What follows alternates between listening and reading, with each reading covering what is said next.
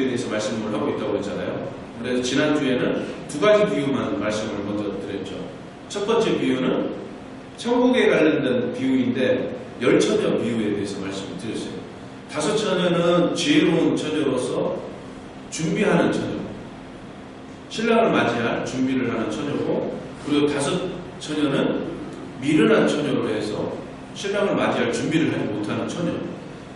이 열 처녀에게 등이 똑같이 주어졌는데 다섯 처녀는 이 등에다가 넣을 기름을 준비를 했어요. 그래서 신랑이 언제 오든지 불을 밝혀서 맞이할 준비를 하고 있었어요. 그래서 다섯 처녀는 등은 준비가 됐는데 등에 넣을 기름을 준비하지 못해서 신랑이 올 때에 불을 밝히지 못하고 신랑을 맞이하지 못하였어요. 그래서 다섯 처녀만 신랑을 맞이하고 잔치에 참여하는 그런 은혜를 받게 되었습니다. 다섯 처녀는 쫓겨남을 받게 되었죠.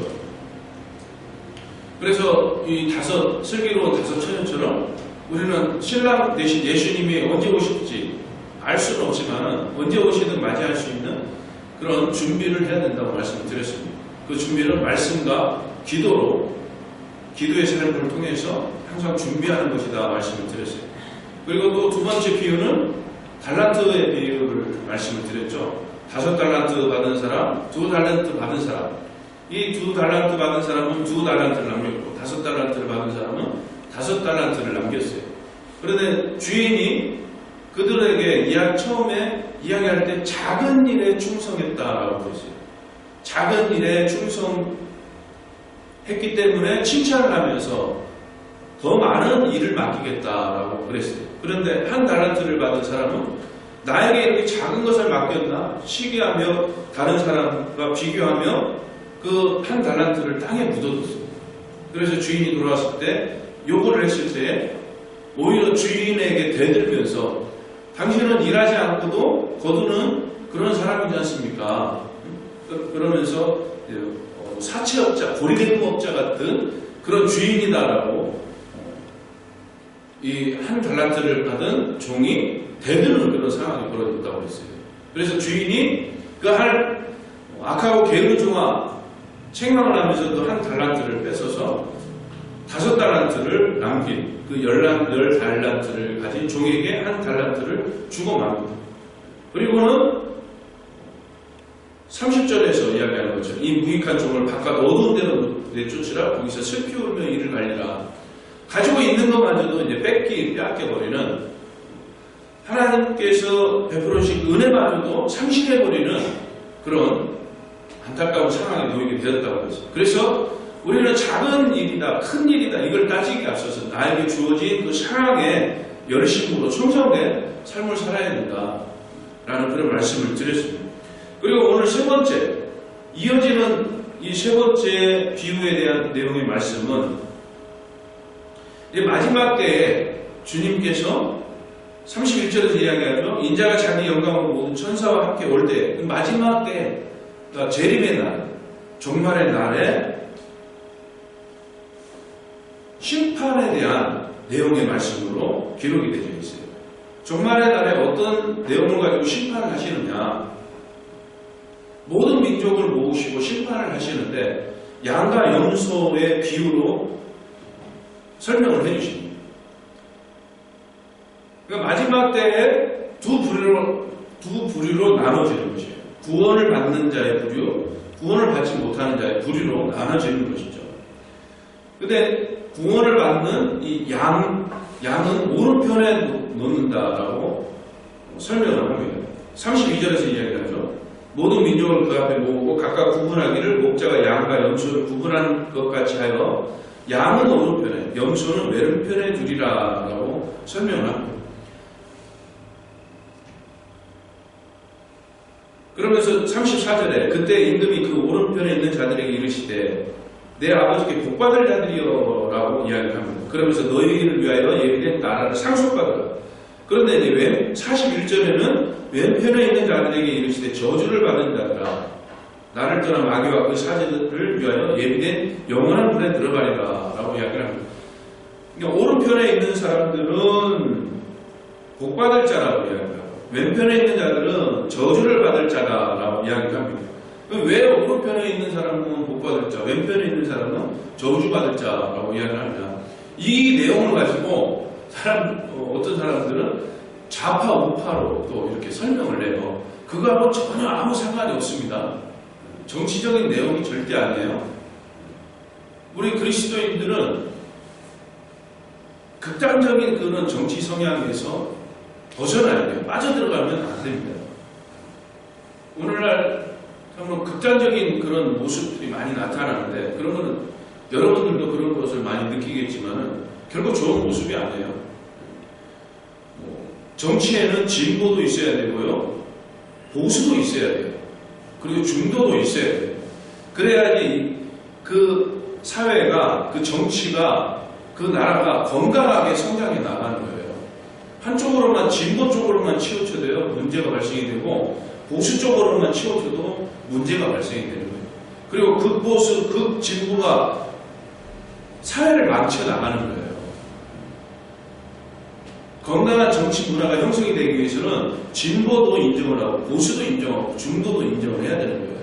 여러분, 이것을 잘 명심해서 한쪽으로 치우치는 그런 일이 없기를 간절히 바랍니다. 근데 여기서 오른편의 이야기를 하는 것은 뭐 우파가 아닙니다. 왼편은 좌파가 아닙니다. 그 얘기가 아니고, 이 이스라엘 민족의 그 간습이라고 이야기할 수가 있어요. 오른쪽을 의로운 쪽으로 생각을 하는 그런 간섭이 있었어요. 그래서 성경에서 예수 그리스도께서 하나님 우편에 계신다라는 그런 표현을 합니다.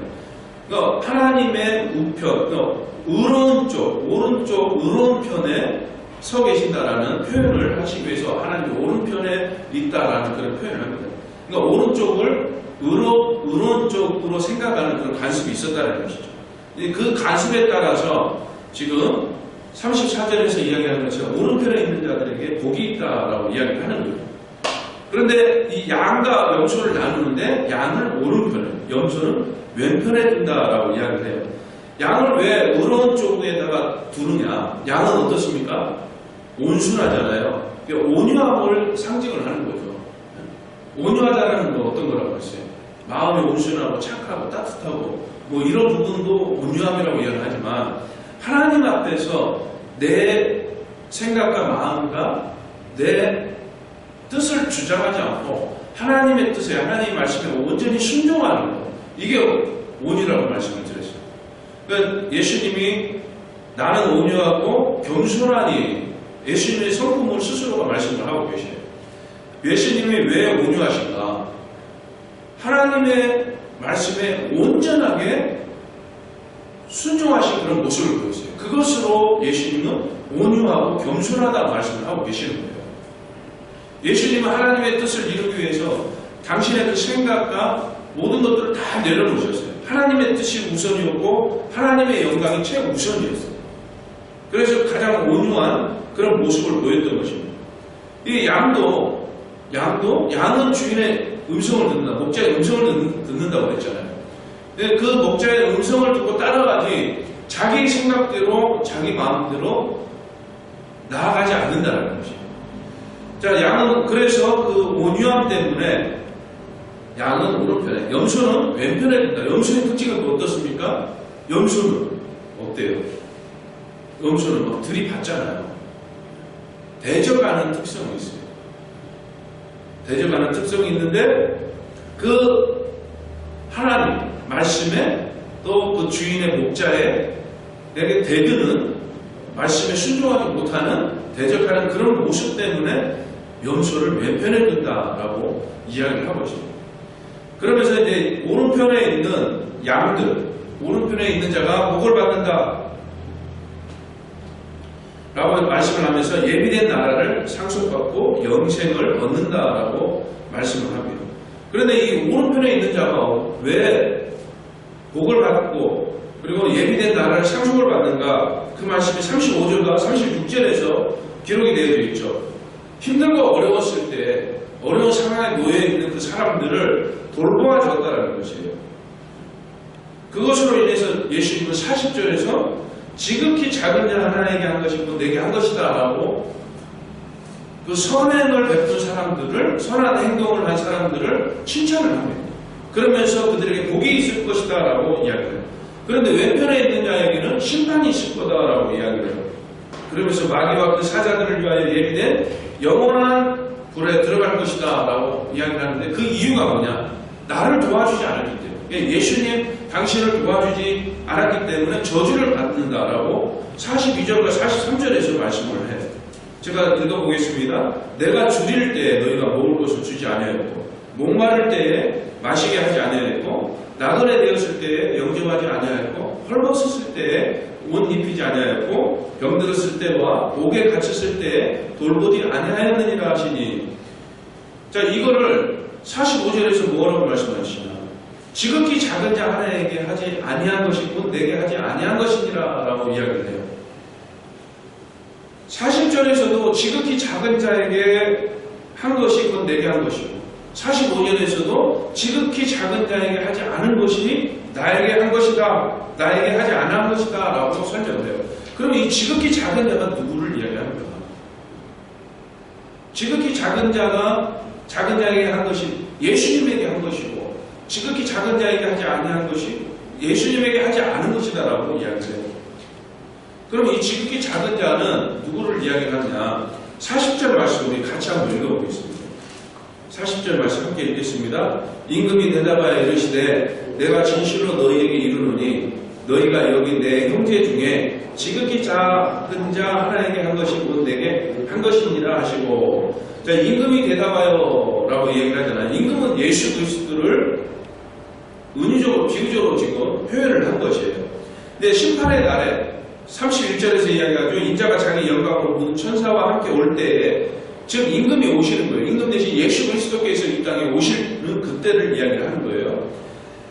진실로 너에게 이르노니 너희가 여기 내 형제 중에 지극히 작은 자 하나에게 라고 이야기를 하거든요.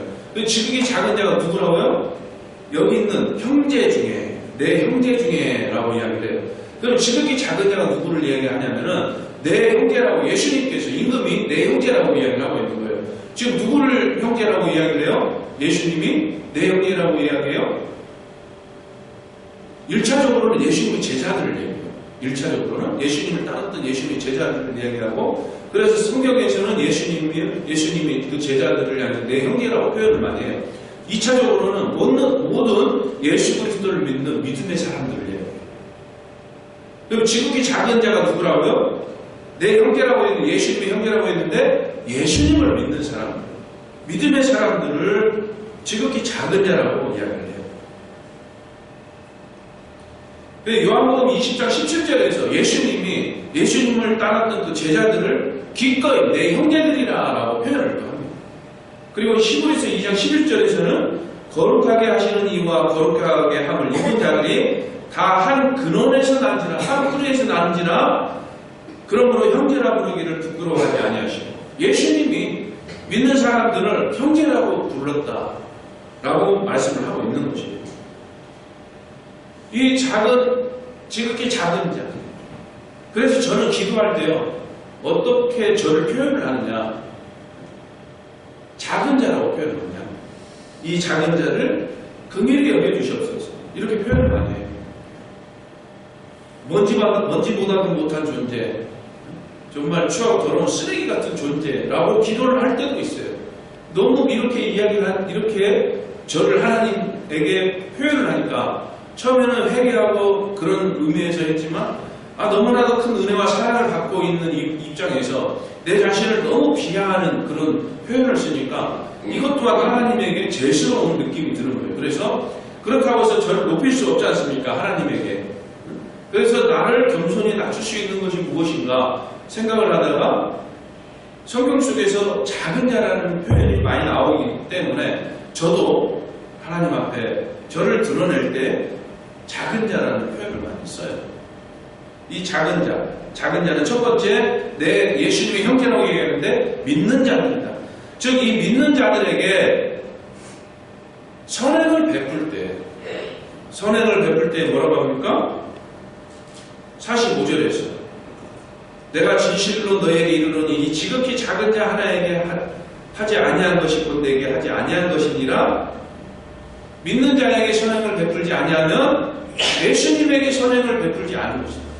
믿는 자에게 선행을 베풀면 예수님에게 선행을 베푸는 것이다 라고 말씀을 하고 있습니다. 그리고 이 지극히 작은 자 누구를 의미하느냐? 두 번째는요, 고난받는 자를 또 의미를 합니다.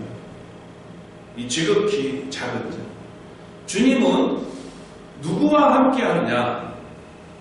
길을 잃어버린 양 한 마리와 함께 하시고, 길을 잃지 않고 잘 먹고 잘 살고 있는, 우리 안에서 보호를 받고 있고 때에 따라서 꿀을 먹는, 양식을 먹고 있는 편안한 상황에 놓여있는 양무리보다는 길을 잃고 헤매고 있는, 고난받고 있는 그 양 한 마리를 예수님은 더 귀하게 여기신다는 것이에요. 그래서 지극히 작은 자, 그 작은 자는 고난받고 있는 자다라고 말씀을 드릴 수가 있습니다. 그래서 주님은 고난받는 자들과 함께 하십니다. 고난받는 자가 대표적으로 누가 있겠습니까? 오늘날도, 그리고 예수님 당시에도 똑같이 사회적 약자들이 있잖아요.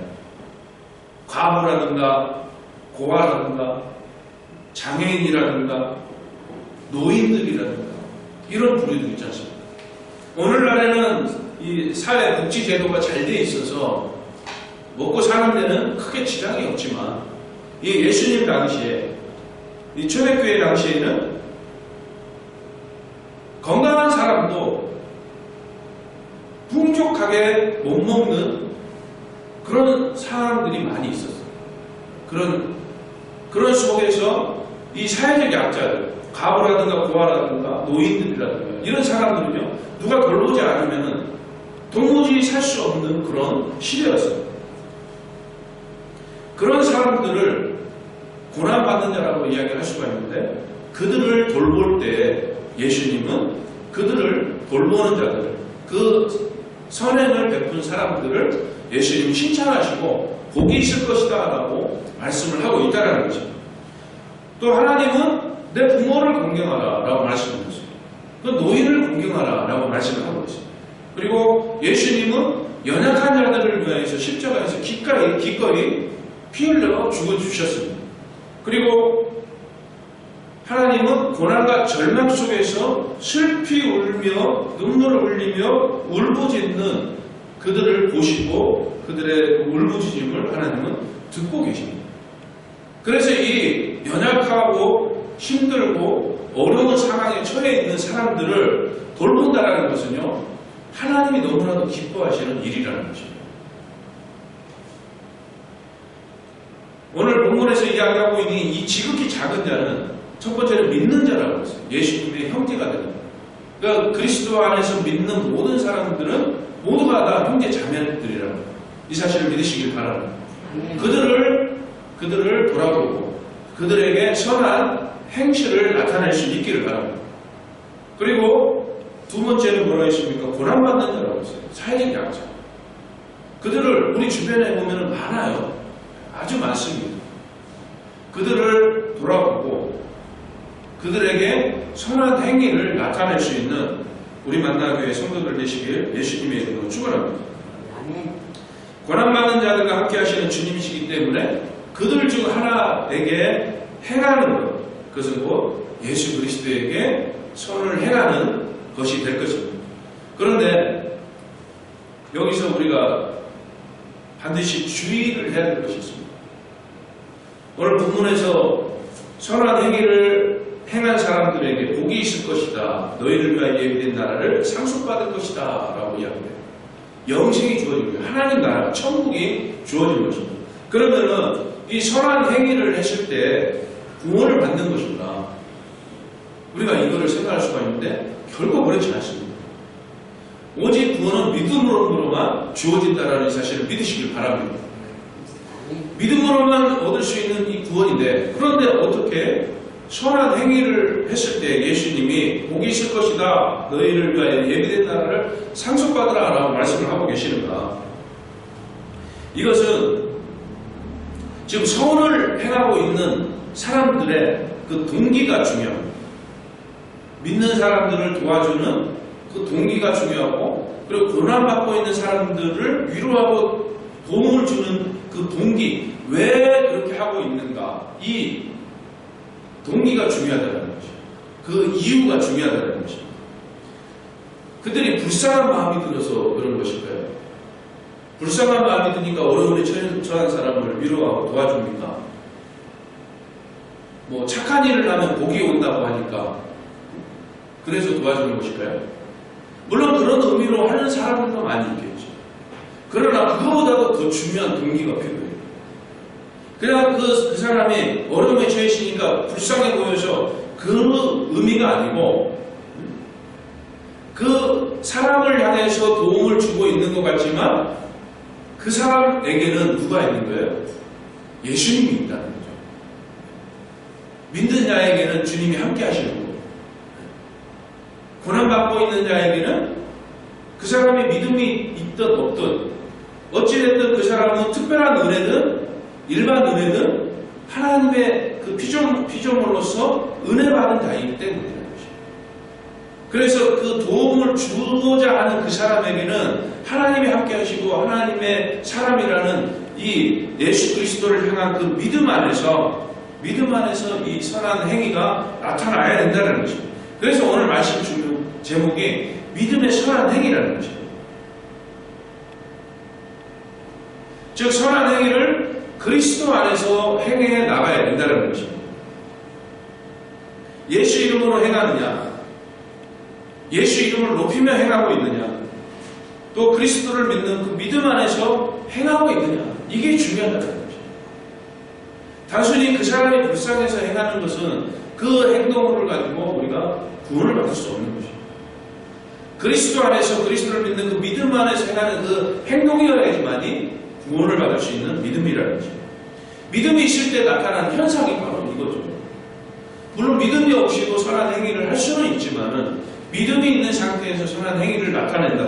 그것은 너무나도 당연한 결과로 우리가 읽어볼 수가 있습니다. 믿는 사람들의 모습이 되는 것이기도 하죠.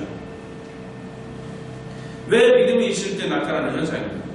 받은 은혜가 너무나 크기 때문에 그 은혜를 나누고 싶은 것이에요. 받은 사랑이 너무나도 크기 때문에 그 사랑을 함께 나누고 싶기 때문이라는 것이죠. 이제 우리는 예수 그리스도를 믿는 그 믿음 안에서 선한 행위가 나타나야 될 것입니다. 그것은 그리스도에게 속한 자에게서 나오는 당연한 결과라는 이 사실을 믿으시길 바랍니다. 저도 선한 마음, 선한 행동을 하면서 살아야겠다라는 그런 마음을 항상 가져요. 그런데 저도 사람이다 보니까 그래서 아직은 젊은가 봐요. 아직은 젊은가 봐요. 나이를 한 살 더 먹었지만 이제 6월 28일 되면 더 젊어진다라는 생각 때문에 그래서 그런가요? 힘이 더 나는 것 같아요. 이 힘이 더 나니까 착한 선한 행위를 많이 나타내야 되겠다 생각을 하면서도 불의한 것을 보면은 또 그것을 잘 못 참아요. 아직은 힘이 넘쳐나는 것 같아요. 그러면서 그 불의한 것을 참지 못해서 또 화를 내기도 하고 또 부끄러운 모습을 보일 때도 있습니다. 그럴 때마다 또 하나님 앞에 또 무릎을 꿇죠. 또 기도하죠. 또 회개합니다. 그러면서 우리 주님의 성품, 온유함과 겸손한 성품을 소유할 수 있기를 간절히 바라고 사모하면서 기도를 합니다. 이 선을 행한다는 것은요, 그리스도의 인에게 나오는 당연한 결과입니다. 구원의 은혜를 받은 사람에게서 보일 수 있는, 나타나는 당연한 결과라는 것입니다. 그런데 방금 저의 경험을 비추어서 설명드린 것처럼 그럼에도 불구하고 선한 모습이 나타나지 않을 때도 있어요. 그럴 때는 어떻게 됩니까? 제가 했던 그대로 다시금 내 몸을 복종시키면서 변화되는 그런 삶의 모습이 나타나야 될 것입니다. 회개하고 끊임없이 내 자신을 돌아보면서 예수 그리스도께서 나를 대신하여서 십자가에서 피 흘려 죽어주신 그 은혜를 생각하면서 예수님이 그 보여주셨던 그 온유와 겸손함을 닮아가고자 노력합니다. 그리고 악은 어떤 모양으로 버리고 선한 길에 서고자 하고 의의 길로 나아가고자 하는 이런 몸부림이 필요하다는 거죠. 오늘 구정이라고 이야기해서 저는 내일이라 그러는데 오늘 구정이라고 말씀하시니까 오늘 새해 첫날 밝은 모습으로 이웃과 함께 인사하고 작은 것이라도 나눌 수 있는 그런 시간이 되시길 바랍니다. 우리가 나는 항상 예수 믿는 사람이라는 것을 잊지 마시고 우리 삶 속에서 이런 선한 행위를 나타냄으로써 그 속에서 선한 영향력을 끼칠 수 있는 그런 아름다운 믿음을 간직할 수 있는 우리 만나교회 성도들 되시길 예수님의 이름으로 축원합니다.